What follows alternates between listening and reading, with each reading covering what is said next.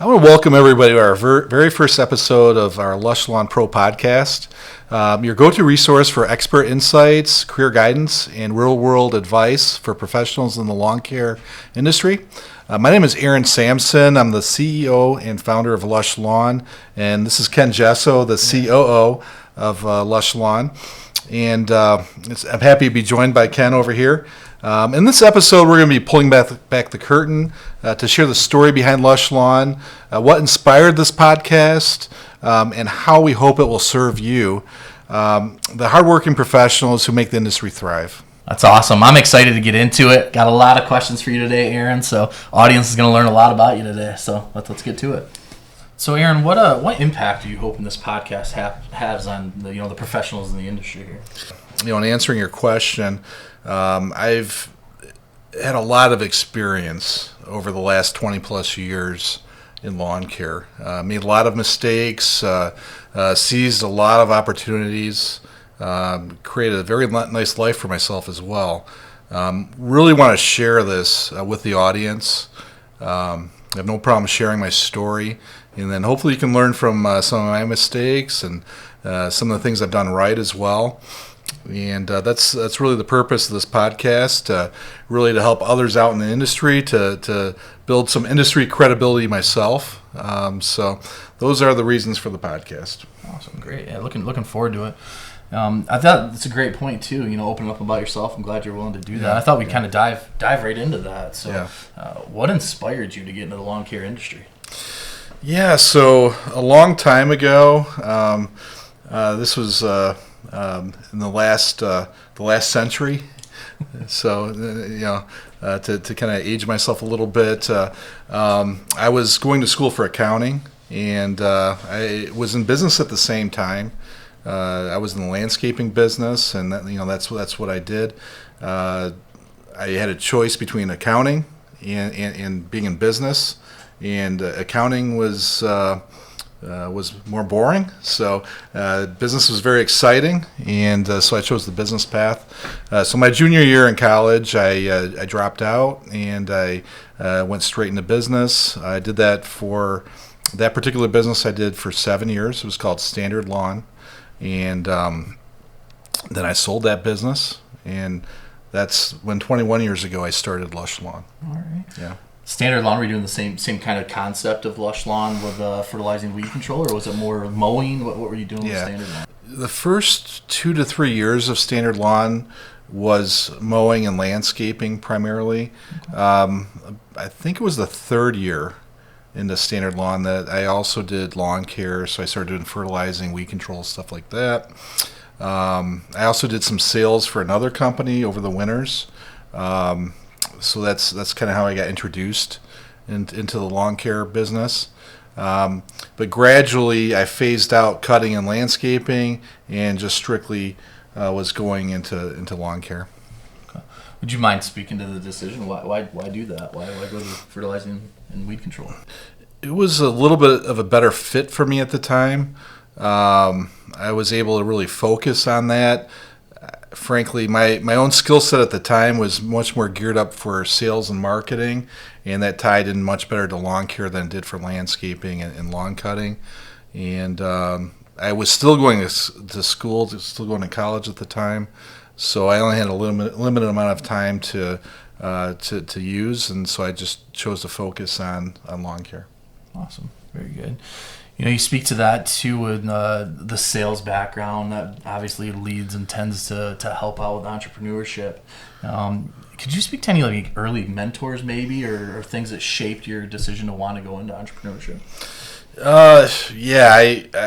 Okay, so I guess this could even go back to my childhood. So most people's childhoods, they really look up to maybe sports figures and people like that. And I certainly had some sports figures I looked up to.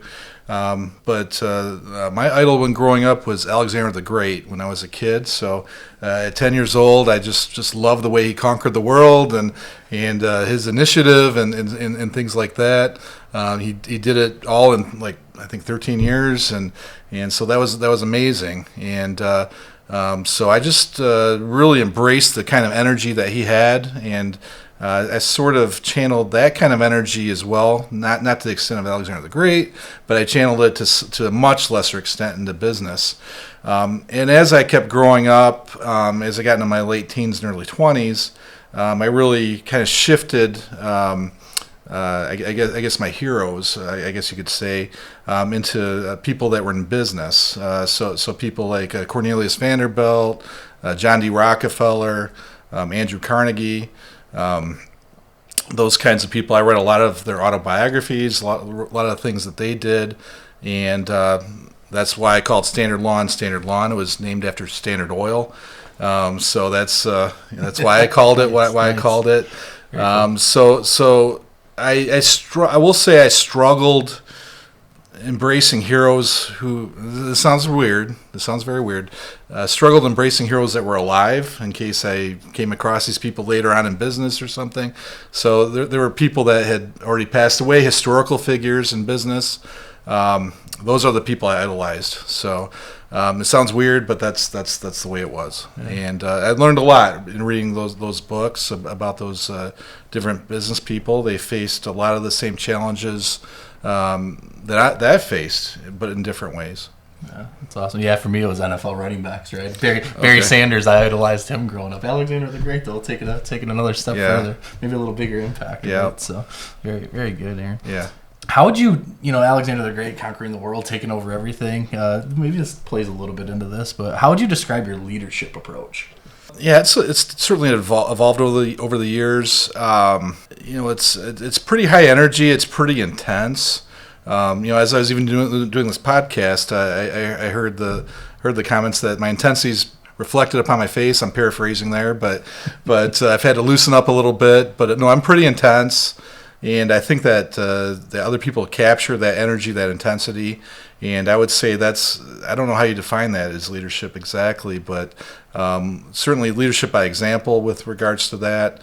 And I also try to develop leaders too. So in some of my learning, I'll also mention this as well. Some of my learning, I've read Drucker, for example, Peter Drucker, and he talks about leadership quite a bit. So in managing and leading, first you manage your own work, you manage your workers, then you manage your managers, then you manage the business. Those are the 4 layers of management. Ties into leadership as well. So I don't know if that really answers your question. It probably doesn't, but I kind of rambled a little bit there, but yeah. It's helpful. I mean, I can speak to it, right? Yeah. I've worked directly. So please forgive me. This is my first podcast. Maybe by my 20th podcast, I'll be a little more articulate. I'll sound a little bit better. Yeah. No, I can back up kind of your comments on the leadership style. I've worked with you directly in my current role for I think 7 years now, somewhere in that time frame. So quite a little while. Certainly intense. But what I like about it is you know where you stand. So there's no guesswork. If you're performing at a high level, you're aware of that. And if you're performing at a low level, you're certainly made aware of that too. But there's a level of transparency with that. So don't really hold punches. Well, thank you, Ken. I appreciate that. Yeah, I really appreciate that. What have been your biggest challenges with leading a team? So currently, Aaron, you have many direct reports that oversee many different areas of the business. Can you speak to some challenges? I'm sure our viewers would have some challenges as well, but what you've learned and how you overcome those? So overall, trying to get people, to do things right without pushing them away. So I guess without creating turnover, so to speak, and in doing it in a more instructive way. So I've had some challenges with, I guess, personally, a lack of patience, I would say. I haven't been patient enough with people at times, and that's been an issue. So I would say, broadly speaking, lack of patience has been probably my biggest challenge. There's been a lot of individual circumstances throughout the years that have been very challenging. I mean, COVID was one of them. We were shut down for some period of time, and we had to work through that. And there's things like that. So there's another year, 2018, which wasn't a very profitable year. I had to work through that challenge that year. So there's been different challenges throughout the years. Yeah, and you speak to COVID. I mean, I remember working through that with you. You showed a lot of leadership during that time. It was very challenging for our industry. As there was talks, can we go outside and work? Well, even though our techs are out by themselves, not interacting with anyone, right? There were some regulations that shut us down shortly. But you got kind of involved at the local government level. I know you encouraged others to do so too. But could you speak to that a little bit? How you work through? That's a big challenge that hopefully we don't have to face again. But you never know. How do you really step in and keep a company motivated and encouraged that, hey, we're going to be all right. We'll make it through this. Yeah, so that was a very, very challenging situation. Very challenging for everybody. It seemed like, particularly in Michigan, things were changing. Regulations were changing very frequently over a very short period of time. So you really didn't know where you stood from one day to the next. It was tough. So I was constantly on the horn with my attorney to try to interpret what the rules were, what the laws were. Talking to people at the governor's office, trying to get some guidance with different things that was going on. Of course, they were very busy too, so it was tough to get a hold of them. But then the communication with our customers, to explain to our customers what we were doing, why we were doing it, explain to our employees what we were doing and why we were doing it. There's a period of time where people had to work remotely. So I had to roll that out. That's not something we normally did, so we had to roll that out and roll it out really quickly. There were challenges with knocking on doors, talking to people, too many people being in a certain location at once. And these things kept changing daily, then weekly. Later on, they changed less frequently, and there was a little more stability. And fortunately, we got through it. But then I should also acknowledge that we were fully shut down for 5 weeks during our busiest season. So fully shut down for 5 weeks in March and April. And that was a very challenging circumstance. That's during the period of time where we make most of our sales in our industry, where we do a lot of work, where we get a jump start on our work. And we just had to really work through it. So more broadly speaking, with that as well, communication was enormously important. Yeah. So yeah, absolutely. Yeah, I remember it was a very fluid situation, and you and I were speaking regularly on, hey, how do we get through this? And I really appreciated, the steadfast, not give up attitude, right? You had a very high focus on being safe, right? Making sure, hey, we were following regulations, doing everything right. But at the same time, how do we still get that great service to our customers? Yeah. Because you remember during that time, a lot of people were home. So even what we provide maybe even had a larger impact because they were enjoying those outdoor spaces. Yeah. They were home even more so than maybe they would have been at other times. So it was challenging, but kudos to you to work through that through that challenge. Yeah, so we had very strict guidelines at times, and so how do we operate within those guidelines from a perspective of safety, and how also from a perspective of profitability and surviving as a company, keeping everybody employed. Yeah. There was just a lot of balancing concerns, and it was very new, very, very, very new. I will say, though, that I talked about reading my history and stuff like that. Sometimes when you come across new challenges that you've never faced before, sometimes you have some experience in a sort of a secondhand way, if you have some historical perspective of things that may have happened in the past. So, some knowledge of the Spanish flu, for example, and some different things that had happened over the centuries. There was in ancient Athens, there was a big plague, and that was something I was pretty familiar with. There were just certain things that I was pretty familiar with that actually did help me a little bit. Yeah. It sounds weird, but it's kind of in the back of my head. It's a little bit of my thought process, and so a little historical perspective was actually very helpful. Yeah. Yeah, I'd like to kind of take it back to getting started off. I know you started this, understanding one-man crew, right? It's you and a truck and doing all the work. Yeah. I couldn't imagine what that is, starting off doing that. And certainly I'm sure you had the vision for, hey, this is where Lush Lawn's going. Yeah. But could you speak to those early challenges? What was that like, getting out there every day, doing it? Your sales, marketing, producing. What was that like, Aaron? Yeah, so I'm also excited to say that we're launching our franchising, okay? So that's really exciting. Yeah. So when you're a one-man crew, it's very lonely. Yeah. Very, very, very lonely. So, you're just by yourself, doing all your work. You're doing all your sales.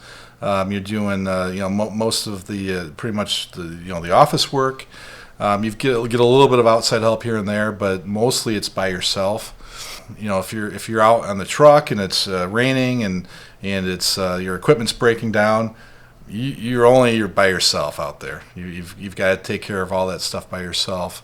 I will say, fortunately for the franchising system, we actually are going to have a support network, but that's a challenge. But every step that you grow as a business presents its own challenges and its own adjustments too. Yeah. Okay. Very good. What was that next step that you think probably it was a revenue milestone, or was it the employees? What was the next biggest hurdle after you really got going? Yeah. So I don't know if I call it a hurdle, but certainly a big adjustment. Year two, I had 3 technicians. I grew the business quite a bit between year 1 and year 2. I had 3 technicians. I had a guy that helped me out with management. He was mostly like a service manager, ran service calls, did training, did those kinds of things. And then I had one person that worked in the office and did some sales too. So I had some help year 2. So you go from managing work, as I talked about earlier, and now you're going to managing workers and leading workers. It was a pretty small team. I think there was 5 or 6 of us through most of that year 2. Yeah. We broke even in year 2, so that was a little bit of a change too. Because year 1 I lost money. Yeah. So yeah. Yeah.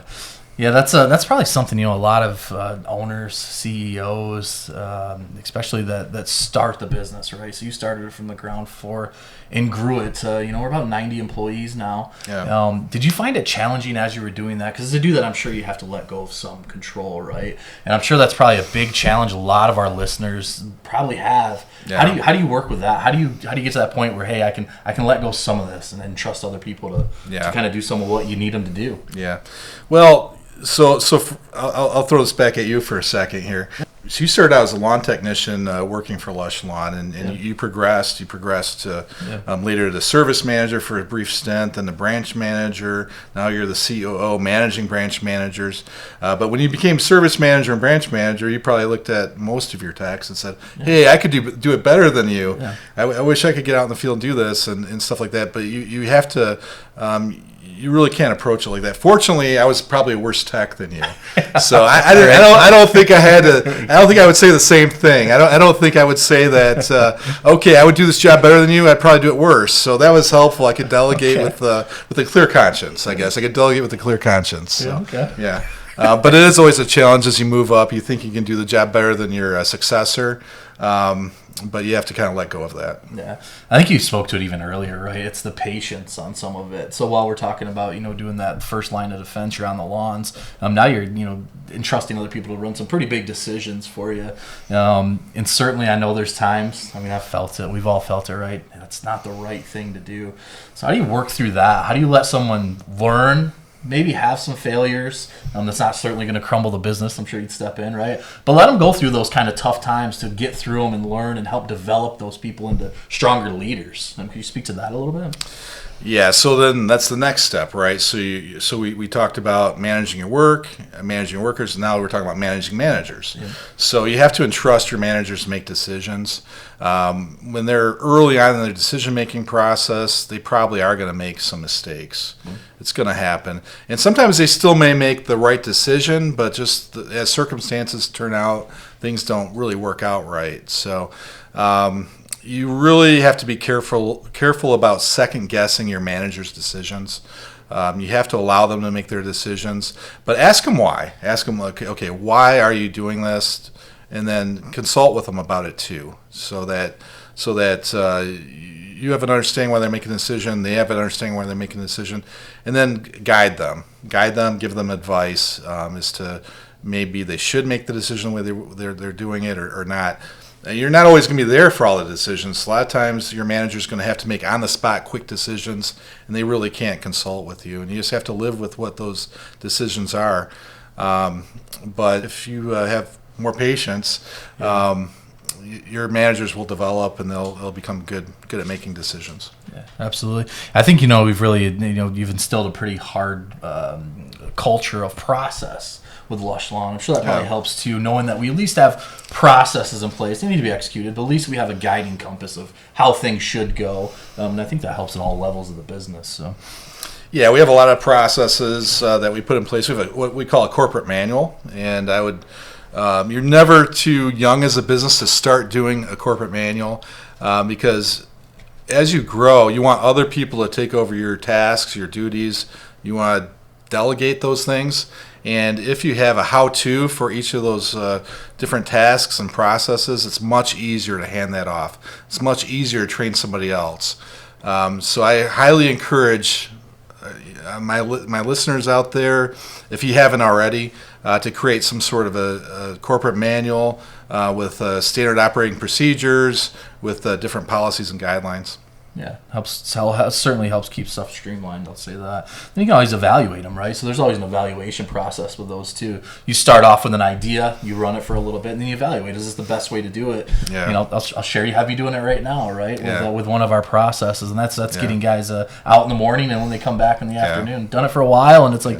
Hey, have we looked at this in a little bit? Dude, should we go back and examine this? Can we get a little more efficient? So I'll give an example of that. Yesterday in our meeting, so we have group meetings once a week with the leadership team, which is made up of all my direct reports. And we had somebody pull out a document with cobwebs on it, I think. Actually, it was called the Sales Commission Trail. And I think it was from like 2009 or something like that. So I was looking through it and I was like, well, we didn't even text back then. So like, but that just shows like how early I adopted a corporate manual as it goes back that far. And I was like, I think this needs to be updated. So this is, I think this is like 15 years old or something like that. Things have changed a little bit since 2009. So yeah. A little different, right? Had the little dial phones back then, so you got to change it up a little bit now. Yeah, for sure. With that too, so I think a lot of things, maybe early on in business, people don't put enough emphasis on. It's because when you first talk about it, to a lot of people, maybe it sounds a little hokey, a little just feel good, right? Because I don't think they truly understand. But I kind of want to get into our core values, right, and how that truly does help make some decisions and drive the vision of the company. Could you speak to maybe some of the core values or what you kind of relate with the most out of our core values? Yeah, I would say commitment is the. So we have 6 core values, but commitment is the one that I go back to probably the most often. Because it's so important as a business. Being a businessman myself, I know that if I tell a customer we're going to do something, that we have to do it. You really can't bill unless you fulfill what you promise to the customer. That's great. So can't bill unless you fulfill. We just came up with a new one there. That's nice. That's a new part of the pledge, I guess. So the commitment, take it very seriously. Don't make a promise unless you're ready to fulfill it. I also embrace respect a lot. I take a deep breath and pause a lot of times before communicating and just make sure that I'm communicating respectfully to people. Maybe if I disagree or whatever the case is, I have to be respectful of the other person. And I expect people to be respectful as well to me. So respect is another one that's pretty important to me. I guess they're all important, so I'll throw an innovation too. I'll throw innovation, persistent dedication to improving. We should always be looking for a better way of doing things for our employees, for our customers, for our vendors, for all the people that are part of the team. Yeah. Very good. Yeah, a lot of them help drive different decisions when we're doing stuff out there. We have quality, right? So we're making sure we're putting down good products out there, not going for the cheapest stuff out there. We want to make sure we're doing quality service for our customers, right? And so I know personally the one that really sticks with me and means a lot is perseverance. Really respect someone that can kind of push through those tough times. And for people starting off a business or a venture like that, as you spoke to franchisees, even that, with a lot of stuff in the background that's going to be there to help and support, there's still going to be those times where they feel like, man, this is tough. How do I get through it? So perseverance. Yeah, perseverance is another one of our core values, as is quality that you spoke to. But perseverance is just dedicated, and you have to just keep going. No matter how tough it is out there, just kind of keep working through it. Certainly can ask for help. You certainly can take a pause or a break if needed. But finding a way to get through things is important with perseverance. Awesome. Yeah. So as you've grown the company now, Aaron, is it okay to ask you a little bit? Have you be a little vulnerable for this next question? Is that okay? Yeah. Okay. Yeah. Maybe. You haven't heard the question yet, right? Yeah, for sure. But could you kind of speak to maybe one or a few failures that you've had that you've learned from that maybe you could help others from that experience? Yeah, I've had some failures for sure in signing contracts. There's been just a handful of times where I have signed a contract where I haven't really had legal representation look it over, or I haven't I've missed something myself, and I've gotten really burned. So that's definitely one area. I've seen it even more so, unfortunately, with employees that work together with me. And that's why if there is a contract, I want to be the one to look at it or give it to an attorney to look at, because you never know. Sometimes there's things there in the fine print that you're missing. Sometimes a contract is a lot longer than you realize, or there might be terms that are very onerous to get out of a contract. So I would say contracts is a pretty big one, because the downside of signing a bad contract is pretty heavy. Yeah. Yeah, that's it's insightful for me actually, because we still have the policy to this day where you sign all of our contracts, and there's some things that come across my desk that seem fairly insignificant. I'm like, it's not such a big deal, but I don't have that personal experience of getting burned by one of those and not realizing that the fine print really means a lot. So. It does. Yeah, I appreciate you sharing that too. Yeah, and there's a lot more, but that's definitely one of them. So if you could go back, Aaron, you go back to day one, you're starting off Lush Lawn. What advice would you give yourself? I mean, this is probably very arrogant. I would tell myself to do things the same. So okay, I know it's arrogant. I know it's not cool. I would go back to myself, do things the same, and that's what I would do. Yeah. For lessons learned, the success you've had, the kind of all. Yeah, I mean, I made mistakes too. There's no doubt, but that's part of the process too. Yeah. So I know it's not cool to say that, but I'm saying it. Yeah. So yeah. Hey, own it, man. I like it. Yeah. Good. So now I just want to talk a little bit about the future. Right, still growing, still trying to do all the great things we're doing, become the best at what we do. What's your vision for the future? Let's start. I guess let's take that back. Let's start for the industry. Where do you see the industry in the next 5 to 10 years? So the lawn care industry for the next 5-10 years? Yeah, I think the technology is going to change a lot of things in lawn care. I think we're going to see a lot of that happening. It's not a matter of what happens. I think it's more of a matter of when. There's no doubt that AI and robotics are going to have more and more of an impact on what we're doing. Yeah. But is it going to be over the next 5 to 10 years? Is it going to be over the next 30 to 40 years? I mean, really, what's the timeline on that? I think that's more of what's the question. Yeah.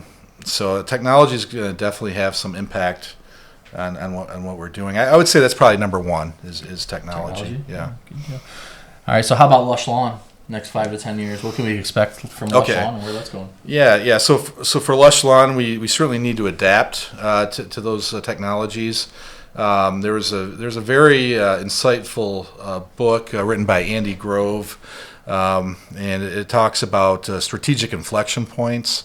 And that's when something happens either within the industry or maybe outside the industry that really changes the industry and changes the way you approach an industry.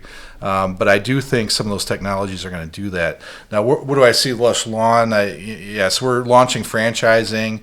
5 to 10 years, we should have 40 or 50 franchises throughout the Midwest. So more locations. We will have a regional presence. So that's going to be big. We're going to have a lot more employees. We probably are going to have 100 to 200 employees. I would say within 5 years. So it's going to be very interesting. I am putting together a 10-year plan. So we'll see how that looks. I've already put together a 5-year plan. But the 10-year plan is going to be interesting, and I would like to share this too. I think this is a very, very interesting approach to these long-term plans.